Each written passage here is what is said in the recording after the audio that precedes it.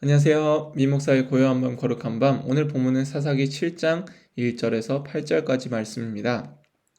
이전에 기드온이 하나님께 표징을 구하면서 양털이 마르게 해달라. 그 마루 바닥이 마르게 해달라라고 구하면서 하나님께 구했죠. 그런데 하나님은 그 표징 구함을 꾸짖지 아니하시고 그대로 보여주십니다. 그 뒤에 오늘 본문이 이어지는 거예요. 우리 함께 1절부터 8절까지 말씀 함께 봅시다. 여룻바알이라 하는 기드온과 그를 따르는 모든 백성이 일찍 일어나 하롯셈 곁에 진을 쳤고 미디안의 진영은 그들의 북쪽이요 모레산 앞 골짜기에 있었더라. 여호와께서 기드온에게 이르시되 너를 따르는 백성이 너무 많은즉 내가 그들의 손에 미디안 사람을 넘겨주지 아니하리니 이는 이스라엘이 나를 거슬러 스스로 자랑하기를 내 손이 나를 구원하였다 할까 함이니라. 이제 너는 백성의 귀에 외쳐 이르기를 두려워 떠는 자는 길라 산을 떠나 돌아가라 하라 하시니 이에 돌아간 백성이 22,000명이요 남은 자가 10,000명이었더라. 여호와께서 또 기드온에게 이르시되 백성이 아직도 많으니 그들을 인도하여 물가로 내려가라. 거기서 내가 너를 위하여 그들을 시험하리라. 내가 누구를 가리켜 내게 이르기를 이 사람이 너와 함께 가리라 하면 그는 너와 함께 갈 것이요 내가 누구를 가리켜 내게 이르기를 이 사람은 너와 함께 가지 말 것이라 하면 그는 가지 말 것이니라 하신지라. 이에 백성을 인도하여 물가에 내려가매 여호와께서 기드온에게 이르시되 누구든지 개가 핥는 것 같이 혀로 물을 핥는 자들은 너는 따로 세우고 또 누구든지 무릎을 꿇고 마시는 자들도 그와 같이 하라 하시더니 손으로 움켜 입에 대고 핥는 자의 수는 300명이요 그 외의 백성은 다 무릎을 꿇고 물을 마신지라. 여호와께서 기드온에게 이르되 내가 이 물을 핥아 먹은 300명으로 너희를 구원하며 미디안을 내 손에 넘겨주리니 남은 백성은 각각 자기의 처소로 돌아갈 것이니라 하시니 이에 백성이 양식과 나팔을 손에 든지라. 기드온이 이스라엘 모든 백성을 각각 그의 장막으로 돌려보내고 그 300명은 머물게 하니라. 미디안 진영은 그 아래 골짜기 가운데 있었더라. 아멘. 네, 오늘 우리가 읽은 본문은 흔히 기드온의 300용사라는 이름으로 유명한 본문일 수 있습니다. 자, 그런데 재밌는 것은 성경에서 한 번도 이 300명을 선발하신 하나님의 그 남아있는 사람들에게 용사라는 이름을 붙인 적이 없다는 거예요.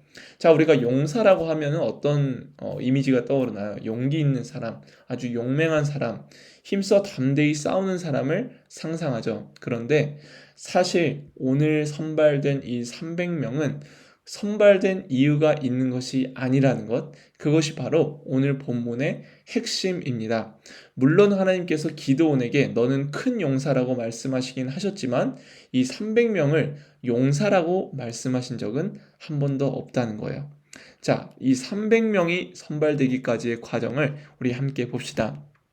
먼저 기드온과 그를 따르는 모든 백성이 아침에 일어났어요. 그런데 하나님께서 기드온에게 말씀하시는 거예요. 너를 따르는 백성이 너무 많다라고 합니다. 자, 따르는 백성이 몇 명 정도일까요? 3절을 보니까 돌아간 백성이 22,000명인데 남은 자가 10,000명이라고 하죠. 그러니까 32,000명이 있었던 거예요. 자, 그렇다면 적은 몇 명이나 있었을까요?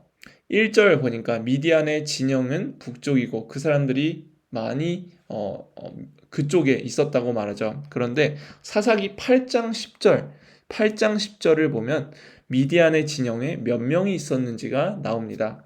그 진영을 보면 13만 5천 명이 있었어요. 자, 여러분, 그러면 비교를 해봅시다. 13만 5천 명 대 3만 2천 명, 어디가 훨씬 더 많습니까? 약 4배가 많은 미디안 진영의 사람들이 훨씬 많은 것이죠. 그런데 하나님이 기드온에게 말한 거예요. 너를 따르는 백성이 너무 많다. 그래서 덜어내라 라고 말씀하십니다. 근데 그 이유가 뭐예요? 바로 나를 거슬러 스스로 자랑하기를 내 손이 나를 구원하였다 할까 함이니라 라고 말씀하십니다. 자, 백성들이 턱없이 4배 정도가 부족한데도 하나님은 덜어내라고 하세요. 그 이유는 스스로 자랑할까봐 덜어내라고 하십니다. 자, 여기에 추가적으로 우리가 상상할 수 있는 것은 숫자가 적었을 때 승리했을 때와 또 숫자가 비등비등했을 때 승리한 것과 무엇이 더 자랑하기 쉬울까요? 바로 전자이겠죠.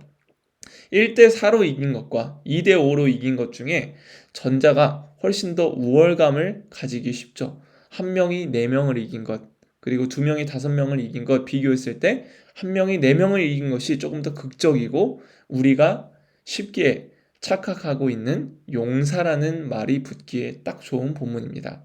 자, 그런데 이 모든 숫자 가운데 덜어내신 이유는 그들이 자랑할까봐 덜어내셨다라는 거예요. 자, 그래서 그 사람들에 대한 구체적인 서술이 나오는데 3절 보니까 두려워 떠는 자는 길라산을 떠나 돌아가라라고 합니다. 자, 그들은 자신이 이겼다고 자랑할 뿐만 아니라 두려워하기도 했어요. 자기를 자랑하는 사람은 어쩌면 두려워하는 사람일 수도 있다는 것을 보여줍니다. 자, 그런데도 하나님께서 4절에 기드온에게 한 번 더 말씀하십니다. 백성이 아직도 많다. 그래서 물가로 내려가라 하면서 내가 시험한다고 말씀하십니다. 자, 그래서 이 물가에 온 사람들을 두 부류로 나눌 수 있어요. 한 부류는 개가 핥는 것 같이 혀로 물을 핥는 사람들, 또 한 부류는 무릎을 꿇고 물을 마시는 사람들이에요. 자, 그런데 이 중에서 어떤 사람들이 남습니까? 바로 이 무릎을 꿇고 물을 마신 그 300명, 그 손으로 움켜 입에 대고 핥는 자, 이 사람들 300명이 남게 되는 것이죠. 어, 자, 그래서 우리는 알 수 있습니다. 이 두 부류에 과연 차이가 있을까? 라고 말이죠. 손으로 움켜 입에 대고 핥는 자와 또 무릎을 꿇고 마신 자, 이 두 부류에 차이가 있을까 생각할 수도 있어요. 그리고 많은 학자들이 이 두 부류의 차이가 있기 때문에 이 300명의 어떤 숫자에 이 사람들의 특별한 특징이 있기 때문에 300명을 남겼다라고 말하는 학자들도 있습니다. 그런데 오늘 본문을 자세히 보고 또 사사기 전체를 보았을 때 하나님은 어떤 특정한 사람들의 능력과 특정한 사람들의 성품 그리고 그들의 됨됨이 때문에 전쟁에서 승리케 하지 않으셨어요. 우리가 가까이서 본 이 4장 5장에서 본 시스라의 그 철병거 900대도 마찬가지죠. 하나님께서는 더 많은 숫자와 또 철병거보다 많은 강력한 군대를 이스라엘에게 주었기 때문에 승리하게 하신 것이 아닙니다. 바로 전적으로 하나님의 주권 가운데 하나님의 인도하심 가운데 대신 싸우심으로 이겼다는 사실을 알 수 있죠. 그래서 이들 가운데 덜어진 이유도 이들이 특정한 행동을 했기 때문에 애가 아니라고 우리는 알 수 있다는 것이에요. 전적으로 덜어내신 이유는 하나님에게 있지만 이 본문은 설명해 주지 않습니다. 이것이 우리에게 주는 유익, 적용을 한번 함께 볼게요. 첫 번째는 바로 숫자 놀이에서 벗어나라라는 것입니다. 우리는 쉽게 숫자 놀이에 빠질 때가 있어요. 많은 사람이 모이면 잘된 일이라고, 적은 사람이 모이면 실패한 것이라고 생각할 때가 있습니다. 대기업과 중소기업, 어디가 더 규모가 큰가요? 바로 대기업이죠. 그리고 우리는 대기업에 취업한 사람을 더 성공했다고 여길 때가 있습니다. 뿐만 아니라 우리의 SNS를 보면은 팔로우 숫자가 많은 사람, 좋아요 숫자가 많은 사람, 공유 횟수가 많은 사람, 조회수 횟수가 많은 사람을 보고 성공했다라고 말하기 일쑤죠. 또 영화, 최근에 제가 호프라는 영화를 봤는데 영화관도 마찬가지입니다. 관객 수, 그 숫자에 따라서 영화의 흥행 여부가 결정이 돼요. 심지어는 교회도 마찬가지입니다. 교회 출석 인원이 많으면 성공한 목사, 교회 출석 인원이 적으면 실패한 목사라고 얘기할 때도 있어요. 자, 그런데 우리 하나님은 숫자 놀이를 하지 않으신다는 겁니다. 하나님은 더 많은 사람을 준비시킨 것이 아니에요. 더 강한 군대, 더 강력한 무기를 주신 것이 아닙니다. 오히려 어떻게 하셨죠? 덜어내십니다.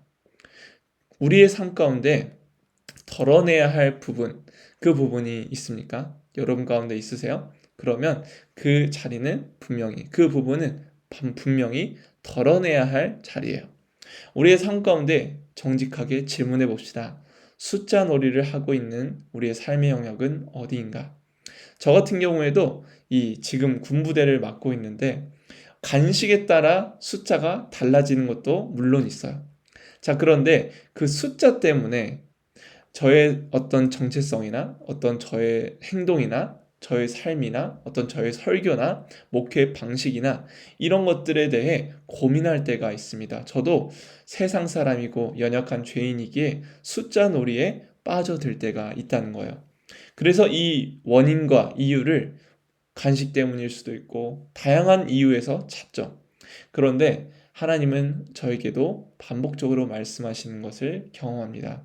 그 숫자 때문에 너가 주눅들지 말아라. 동시에 숫자 때문에 너가 잘났다고 생각하지 말아라. 우리는 이 숫자 놀이에서 벗어나야 하며 우리의 삶의 영역 속에서도 이 모든 숫자 놀이 가운데서도 빠져나와야 한다는 것이죠. 그 이유가 무엇일까요? 바로 자랑하지 않기 위해서죠. 자, 한 사람을 조금 길지만 소개해 볼게요. 헨리 나우엔이라는 사람이 있었습니다. 이 사람은 50대 중반, 60대 초반까지 하버드 대학뿐만 아니라 다양한 대학 속에서 아주 유명한 강사였어요. 그리고 많은 학생들에게 찬사를 받던 사람이었습니다. 그런데 이 헨리 나우엔이 수많은 강연을 하고 많은 학생들을 양성했지만 결국에는 외로운 존재라는 한계를 경험하게 돼요. 그래서 자신의 삶을 돌아보며 라르시 공동체라는 곳에 들어가게 되는데 그곳에서 아담이라는 사람을 만납니다. 그러면서 헨리 나우에는 다양한 깨달음들을 얻게 돼요. 그러면서 이 책, 세상에게 그리스도에게 제가 되게 인상 깊게 읽은 책인데 이 책이 100페이지도 안 됩니다. 그런데 이 책에서도 말하는 것이 우리의 삶은 높아지려는 상향성의 삶이 아니라 하향성의 삶을 살아야 한다. 그리고 이 본문이 이 글이 있죠. 글이 있는 것을 다 읽진 않겠지만 생산성과 행위에 기반한 삶보다 우리의 존재의 가치가 얼마나 귀중한지에 초점을 맞추는 것이 중요하다고 얘기를 해줘요. 그 이유는 그 생산성과 반대되는 삶을 살아가는 사람들이 있고 또한 그들의 삶 가운데 우리의 삶을 반추해보며 살아갈 수 있기 때문이죠. 우리의 세상 가운데 성공을 자랑하는 것이 아니라 오히려 우리의 연약함을 자랑할 수 있는 것이 얼마나 위대한 일인지를 헨리 나우에는 깨닫게 된 것입니다. 그래서 우리가 숫자 놀이에서 벗어날 때 우리는 하나님이 더 기뻐하는 것으로 나아갈 수 있다는 거예요. 자, 두 번째, 그래서 상식을 넘어서야 합니다. 여러분, 우리의 인생은 대부분 이렇게 이어질 거예요. 역순으로 봐봅시다. 자, 자녀를 갖는 사람이 있겠죠? 그 전에 결혼을 했을 겁니다. 그 전에 회사에 아마 취직했을 거예요. 그 전에는 대학을 입시했겠죠? 그 전에는 좋은 성적을 얻었을 겁니다. 그 전엔 좋은 친구들을 만났을 거예요. 그 전엔 글자를 배웠겠죠. 그 전에는 모유를 먹었을 것입니다. 그 전에는 태어났을 거예요. 우리의 어렸을 적은 물론 부모님이 도움을 주셨다고 말할 수 있을 거고, 하지만 20대 후반부터 혹은 고등학교, 중학교 때부터는 내가 열심히 해서 성취했다고 생각할 수 있습니다. 그것이 바로 상식의 세계에서 먹히는 논리죠. 규모의 논리 가운데 우리의 상식의 세계는 돌아갑니다. 그래서 부모님은 자신이 열심히 노력하고 애지중지해서 내 아들과 내 딸을 키웠다고 생각해요. 그리고 나는 열심히 공부하고 노력해서 내 삶을 성공시켰다고 생각할 수 있습니다. 이게 바로 상식의 세계죠. 내가 노력하고 부모님이 노력해서 어떠한 결과가 이루어졌다. 그런데 이것에 문제가 있습니다. 부모님은 내가 열심히 노력하고 애증중지해서 키웠기 때문에 거기에 따른 결과값을 요구할 수밖에 없어요. 뿐만 아니라 의무를 부여할 수도 있겠죠. 뿐만 아니라 거기에 따른 결과를 자녀를 통해 나의 노력을 입증해내고 싶어 합니다. 그렇기 때문에 자녀를 자랑하게 되는 것이죠. 자, 나도 마찬가지입니다. 내 노력의 대가가 분명히 주어질 때가 있어요. 자, 그렇게 된다면 우리는 어떠한 대상에게 감사할 필요가 없습니다. 감사가 결여되는 것이죠. 그렇게 된다면 우리의 삶의 많은 영역들은 축소되고 말 거예요. 자, 그런데 늘 노력의 대가가 따라옵니까? 그렇지 않을 때가 있죠. 늘 실패의 변수가 존재합니다. 그리고 내가 성공한다고 해서 모든 것이 좋은 건 아니에요. 나의 성공으로 인해 누군가는 박탈될 수밖에 없기 때문입니다. 그런데 은혜의 세계는 어떤가요? 모두 하나님이 하셨다라고 고백한다면, 부모님도 내가 한 것도 아니고 오직 하나님께서 하셨다라고 고백한다면 우리 삶에 감사와 기쁨 그리고 영광이 넘치게 될 것입니다. 비교와 또한 그 비교의식으로 인한 누군가를 음해하는 일, 그리고 모욕하는 일, 그리고 그를 공격하는 일은 없을 거예요. 그래서 우리의 삶 가운데는 상식을 넘어서는 은혜의 원리가 작동해야 한다라는 것입니다. 조금 길었는데 우리 두 가지 함께 기도할게요. 첫 번째는 숫자 놀이에서 벗어나 나를 자랑하기보다 예수님을 자랑하게 해달라고. 두 번째는 상식을 넘어 은혜의 세계로 들어가 하나님을 기뻐하며 감사하고 영광 돌리게 해달라고 우리 함께 기도합시다.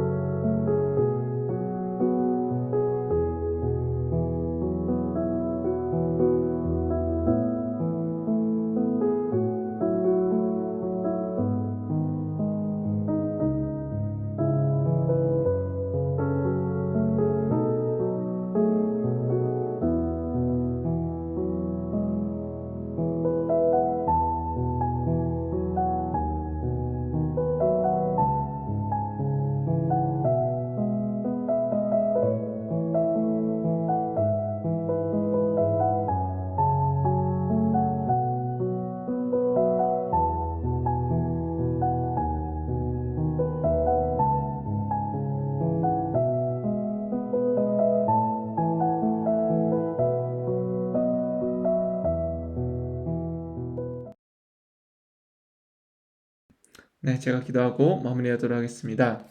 하나님, 우리 삶 가운데 많은 숫자들이 존재합니다.